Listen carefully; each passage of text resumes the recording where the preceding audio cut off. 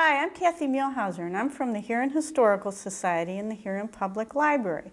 Today is Friday, April 10th, 2009. I'm interviewing Wilbur Ramsey for the Huron Oral History Project. Hi, Wilbur. Hi. Thanks for coming to talk to us today. Now, I understand you first came to Huron when you were a junior in high school. That is correct. And you want to tell us why you Yes, came? I'll tell you why. Before that, I'll tell you first where I was before. Okay. I was on Kelly's Island. My father was a minister over there. We moved over there in 1932, and I was there for 4 years. And while I was there were just 4 of us in my class. But I enjoyed the island very much.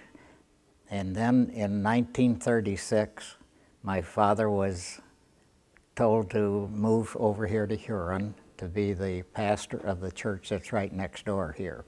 And that's a Methodist? And that's when I joined the this class that you have just been talking to, these 2 girls. And that was in 36. And then I was with them for junior year and senior year. Mm-hmm. And did your dad stay here for a while then? He stayed for another year, and then he moved to Circleville. And I found out that I knew I couldn't go on to college because of the minister's salary was very low at that time, and I did not have the facilities. And before we moved, may I tell you what I was doing? Mm-hmm. In our church, we had an electrical contractor by the name of Walter Garlick. And he took a liking to me. Now this is from 38 to 39 when my dad moved.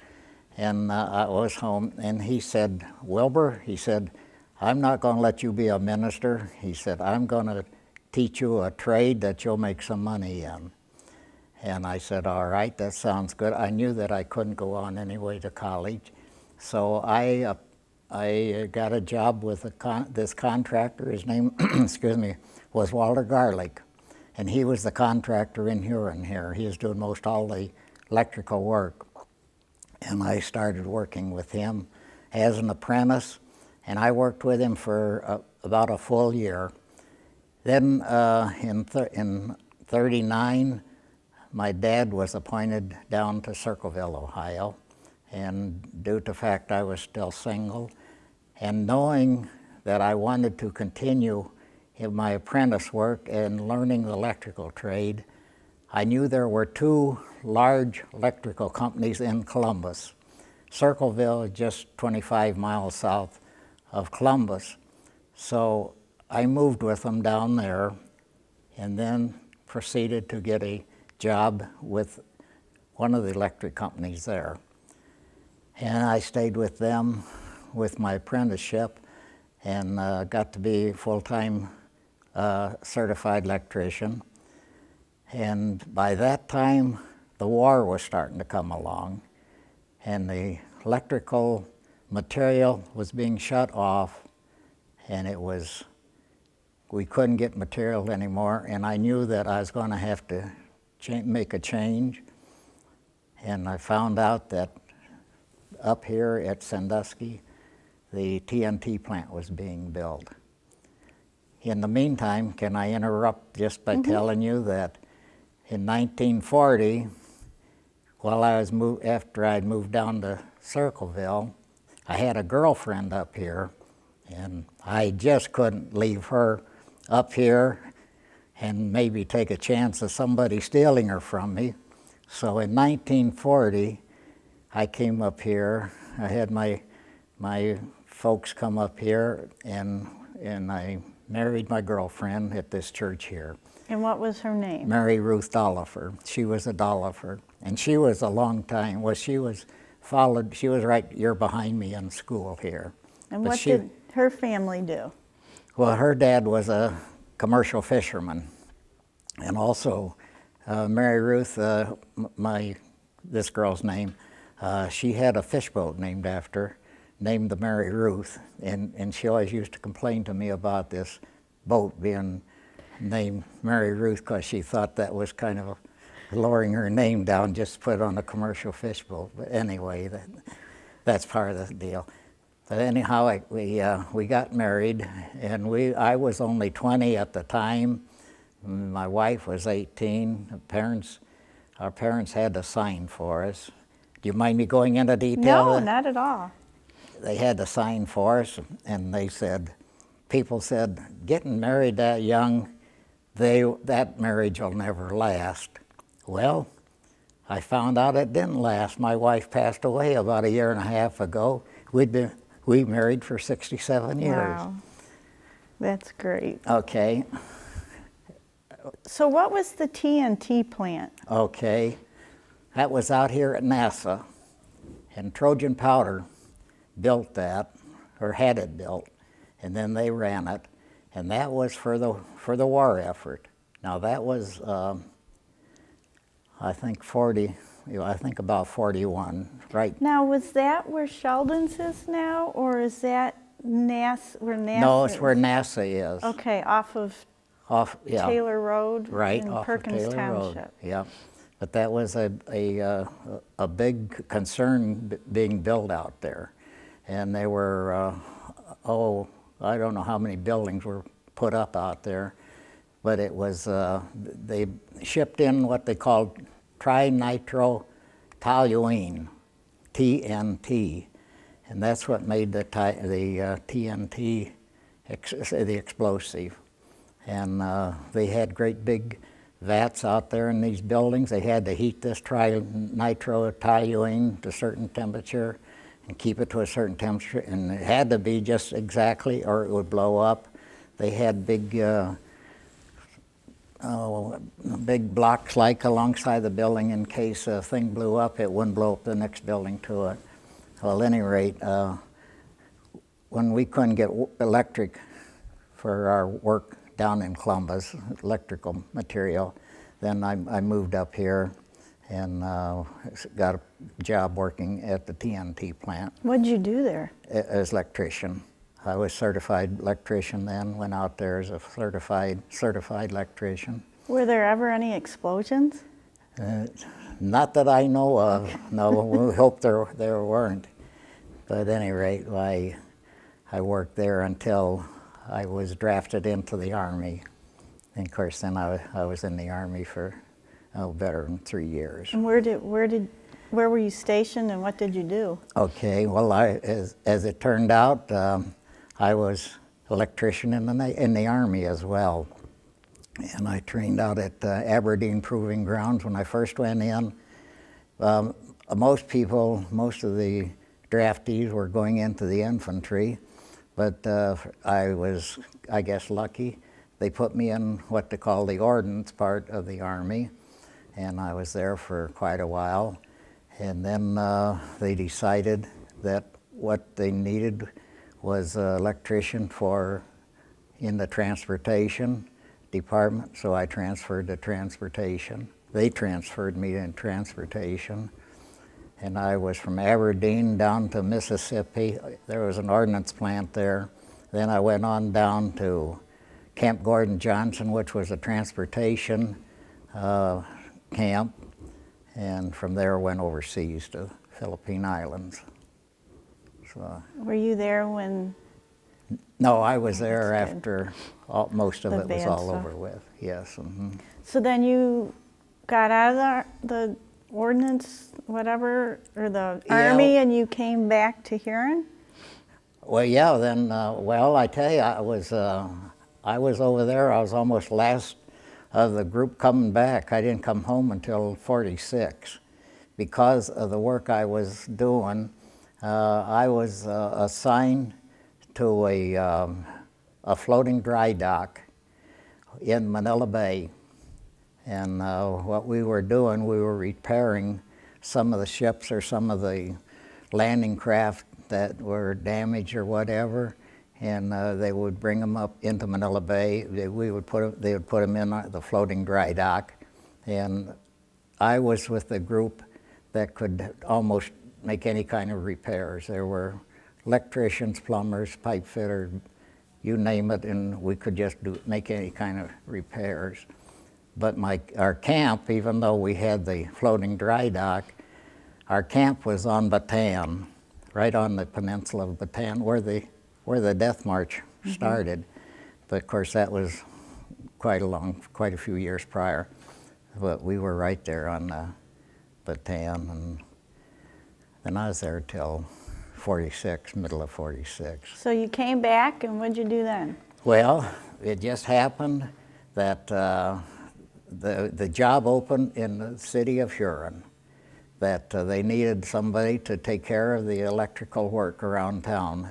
Huron had their own electrical supply system here in town, the overhead wires and everything, the whole distribution system. They needed a man that could handle that. So right away, I got a job right quick with the city, and I worked with them until, let's see, about the beginning of 1950. And at that time, want me to continue on? Mm-hmm. All right, at that time, I noticed that all this big heavy equipment was coming in over at the ore dock. And it was coming in flat cars and all kinds of cars, and I noticed there was a lot of electrical equipment on these things. And so what did I do? I thought, well, that's going to be interesting. And I knew what it was eventually going to be. It was going to be 2 new electric Hewletts over there. So I contacted the people over there and said, will there eventually be a job for electrician? Oh yes, absolutely, we'll need them in the worst kind of way, because these will be all electric, they'll not be steam like the old ones. And what were the Hewletts used for? Pardon? What were the Hewletts used for? Oh, for unloading the ore boats. But anyway, after they got them pretty much assembled, one of the men over at the dock contacted me, and he said, Wilbur, he said, we're needing an electrician now. He said, would you come over and work for us? I said, well, that sounds real interesting. So I went over there, and of course, by that time, the rigs were up, and they were ready to move pretty much. And so what was your job? Well, my job was just to make sure that those rigs would work, and whenever there's a boat in, they were ready to go, that there would not be any failure on them. I would start the equipment up, make sure it's all going. It was all big, heavy material, big generators, big motors, everything was big. And I would have to make sure that everything was started and online. Then I would notify the operator, okay, everything's ready to go. So, where was what you were working on? Where was it located? Was it by the Hewletts? Oh, it was up in the rigs. Oh, so you actually worked? Oh, yeah, it was right up on the right. You had to go up onto the rigs, and yeah, everything was up on the Hewletts themselves. And we'd go up there. I'd go up there and get that stuff started. Were you the only electrician? No, that was the point. No, a lot of it was what we call, not high voltage, but semi-high voltage. It was, we would pick it up off, the electric would pick up off the hot rails, what we call hot rails. And the voltage ran about 480 volts, and that was 3-phase. And whenever you're starting to handle that high of voltage, especially on all steel like those rigs were, the law is that you have to have 2 electricians. So there was, of course, they hurried up then and hired another electrician. And we worked there then, well, this other fellow and I worked there together for, I think, about 25 years. What was his name? His name was I'm drawing a blank right quick. Was he from Huron? No, he was from Norwalk. Oh, I'm sorry. Oh, that's okay. Well, when did you stop? When did you retire? I retired in '85, just about the time that the rigs were out. I worked there for 35 years, and it turned out to be a good job. and I enjoyed working with the men. The men Can you were, tell me a little bit about the guys that worked there? I enjoyed working with them. They were real nice guys to work with, and if you needed help and you wanted any help, they were always ready to help you and assist you. And yeah, and it was just real. It was a nice place to work. Yeah. So you worked there during the heyday of the docks then? Well, yeah, while they, with the new electric rigs, of course now they had the other rigs, you know, prior to that they were steam. They were all Right. steam, and of course I had nothing to do with those. The only time I worked there was after they got these electric rigs built. And then why did they stop using the Hewletts? They really got to be outmoded. The ore boats all put on what they called self-unloaders. And they could come in like they are doing right now. They can come in and they could unload themselves. They had a conveyor in the bottom of the ship, and then they had what they called a belt that would come out and go out overside the ship and unload the ore. And it was just a self-unloading process. So they didn't need the Hewletts anymore. They didn't need the Hewletts at all, so they outmoded them completely and tore them down. After all the work we maintained them, and we used to, in the wintertime, we'd go out there when it was real cold, and we would go over all the electrical equipment, Bob and I, and make sure that everything was okay, so that in the spring when the boat started coming, everything would be ready to go. But it was a good job, and nice people to work for. Were the hours long, or did you have set times, or? No, well, usually it was, you know, a set time, but we always just worked whenever a boat was in. Sometimes you'd be called 2 o'clock in the morning, 3 o'clock in the morning, depending on when the boat came in. And then holidays and weekends we'd work, and we'd put in a lot of overtime, and yeah, it was just a time that when the boat season was on, why, your soul was theirs, because you know, you were just subject to call all the time. You know. About how many guys worked there? There were 33 on the crew when I worked there. Mm-hmm. And where did you live when you were? Where did I live? Yeah. Where I'm living right now.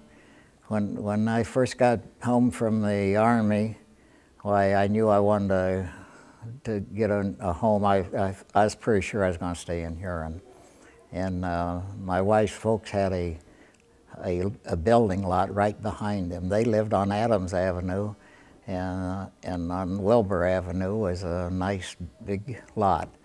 And so my wife wanted to stay in the area. She liked that area, so we bought the property from them and built a home there, and I've been there ever since. I moved there the last day of '48. What about your family? Can you tell us a little bit about? What about my family? Yeah. Well, we had a son and a daughter, and my son is Judge Ramsey, and my daughter is Linda Herchek, and she's a retired. She's now retired. She's she was a school teacher for learning disability children. So. And your son was a judge where? Well, he was, well, of course, he was a lawyer for quite a long time in business in Sandusky, and then he ran for judge for Erie County, and he was that for, I don't know how many years, and he retired from that, and now he's what they call a visiting judge. He's either in Toledo or Cleveland or Medina, a week in each one of those, and, you know, filling those spots. So how was it living in Oklahoma? How much what? How was it living in Oklahoma? You like living well, there? you know, we're just, what I'm calling Oklahoma is right here in town. Right, yeah. Oh, yeah, I like it. Yeah, that's home for me. Yeah. Of course, it's home for my wife, too, and she wanted to just stay in that area. We had we knew all the neighbors around, and it just felt at home, and so. Well, thanks, Mr. Ramsey. I appreciate you talking to us today. Does that, I bet I kept you from a lot of questions, didn't I? No, but we hit the good things. Is that So we're all set, yeah. okay? Thanks. Well, it's been my pleasure, Good. and I thank you for inviting me to do this.